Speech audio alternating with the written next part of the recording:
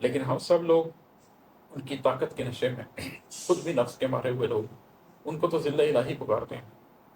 لیکن جس نے اپنے نفس کو مارا ہوتا ہے اسے گلیوں میں کھینچا ہوتا ہے،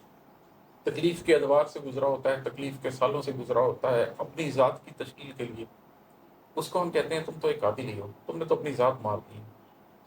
بہت لوگ ملتے ہیں جو یہ بات کرتے ہیں کہ تم نے تو اپنی ذات کچل دی،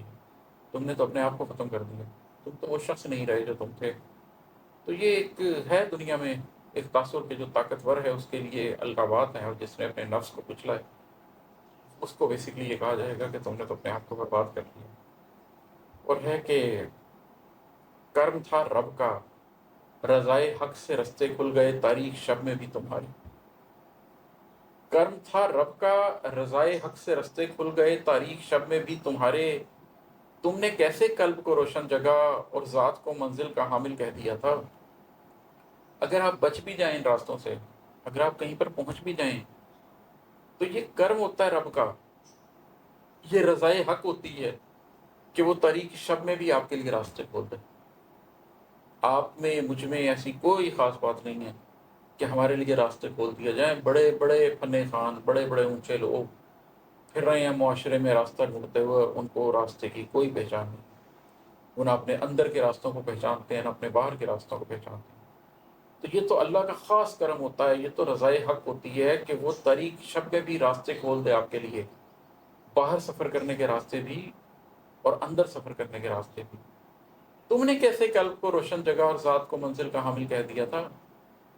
تم نے خود یہ کیسے سمجھ لیا کہ تمہارا قلب ایک روشن جگہ ہے۔ اگر اللہ تمہارے قلب میں اتر بھی آ گیا ہے تو اب آخری وار شیطان کا یہ ہوگا کہ تمہیں اس ذوم میں مبتلا کر دے کہ تم بہت اونچے شخص ہو، تمہارے قلب کے اندر تو نور الہی آ چکا۔ نہیں، تم ایک مٹی کا پتلا ہی تھے، یہ اللہ کا خاص کرم ہے تم پہ کہ تمہارے قلب کے اندر نور الہی آ گیا، اور تم نے ذات کو منزل کا حامل کیسے کہہ دیا۔ تم نے کیسے کہہ دیا کہ تمہاری ذات منزل کو پہچان گئی ہے، تمہاری ذات منزل کو سمجھ گئی ہے۔ یہ سب کچھ اللہ کی دین ہے۔ اگر کوئی شخص ان سارے رستوں سے جو میں پیچھے ڈسکس کر کے ہٹا ہوں گزر بھی جائے اور حق کو پا بھی لے، اور اس کے قلب کے اندر روشنی آ بھی جائے، اور وہ مومن کی آنکھ سے دیکھتا بھی رہے، تو بھی اس کی دعا یہی ہونی چاہیے کہ اللہ تو مجھے ہدایت کے بعد گمراہی میں مبتلا نہ کرے، نہ کہ یہ کہ وہ یہ سوچنے لگ جائے کہ اس نے منزل پا لی اور اب تو نور اس کے ہاتھ میں۔ اور ہے کہ یہ نہیں سوچا کہ شر اور خیر کی اصلی لڑائی ذات کے اندر چھپی ہے۔ یہ نہیں سوچا کہ شر اور خیر کی اصلی لڑائی ذات کے اندر چھپی ہے،